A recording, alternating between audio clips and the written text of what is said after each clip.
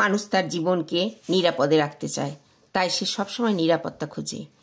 এ কথা ঠিক, কিন্তু এই নিরাপদ আশ্রয় যদি আপনার অভ্যাসে পরিণত হয়ে যায় তাহলে কিন্তু জীবনে গ্রোথ আনার খুব কষ্টকর হয়ে যাবে। গতানুগতিক জীবন আর আরাম জীবন থেকে যদি না বেরোনো যায় তাহলে কিন্তু যে কমফোর্ট জোনে আপনি রয়েছেন তার থেকে কিন্তু আপনার জীবনের কোনো গ্রোথ তৈরি করতে পারবেন না। নমস্কার, রিয়ালাইজেশন চ্যানেলে সবাইকে অভিনন্দন, শুভেচ্ছা এবং আন্তরিক ভালোবাসা। ভিডিওটি স্কিপ না করে পুরোটা দেখুন।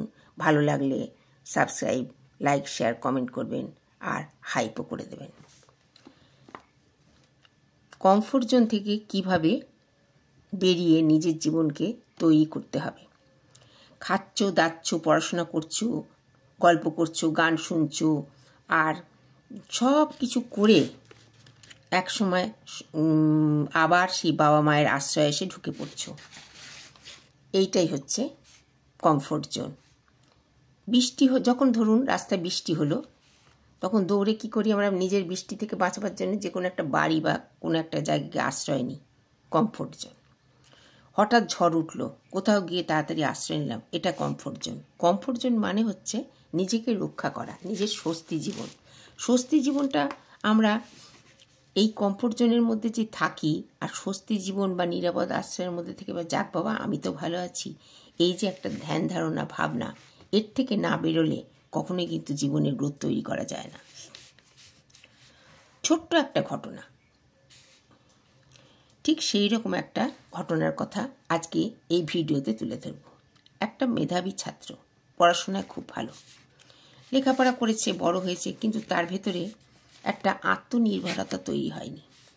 লেখাপড়া শিখেও সে সবসময় কেমন যেন কমফোর্ট জোনের মধ্যে থাকতে চায়। মা সন্তানের এরম আরামদায়ক জীবনটা দেখে বুঝতে পারেন অত্যন্ত বিপজ্জনক। এটা ছেলে কোনোদিনই কিছু করতে পারবে না। মা খুব চিন্তায় পড়েন। তখন তিনি বারবার তাকে বলেন যে আমরা যখন থাকবো না তুই কী করবি? ছেলে তখন তার উত্তরে দেয়, যখন থাকবে না তখন দেখা যাবে। আর সেটাই মা বারবার তাকে বোঝাবার চেষ্টা করে যে নিজের জীবনকে এই আরামদায়ক জীবন থেকে বেরিয়ে গিয়ে নতুনভাবে দেখ, নতুন সুযোগ নিয়ে তৈরি কর নিজের জীবনকে। কিন্তু ছেলেকে মা কিছুতেই বুঝিয়ে ঠিক করতে পারে না। একদিন বাবা মা ঠিক করলো তাকে কিছু না বলে গোপনে তারা একটু সরে যাবে তার কাছ থেকে। যথারীতি ঘুম থেকে উঠে ছেলে দেখলো মা বাবা দুজনে ঘরে নেই। খোঁজাখুঁজি জিজ্ঞাসা করলো, কিন্তু খুঁজে পেল না। তখন তার মধ্যে একটা খুব চিন্তা এসে দাঁড়ালো, সত্যি তো আমি এখন কি করব? সে বাঁচার তাগিদে সে তার আরাম জীবন থেকে বেরিয়ে পড়ল নিজে কিছু করবে বলে। কিন্তু বাবা মা গোপনে কিন্তু সব কিছু খেয়াল রাখছে ছেলে কি করছে।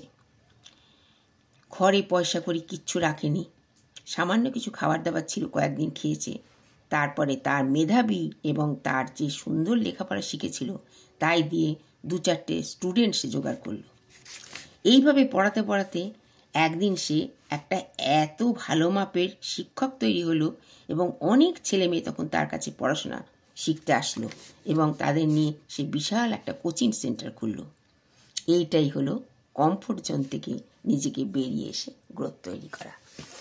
প্রত্যেকটি মানুষকে তার কমফোর্ট জোনের থেকে নিজের জীবনকে বরবাদ করা কখনোই উচিত না।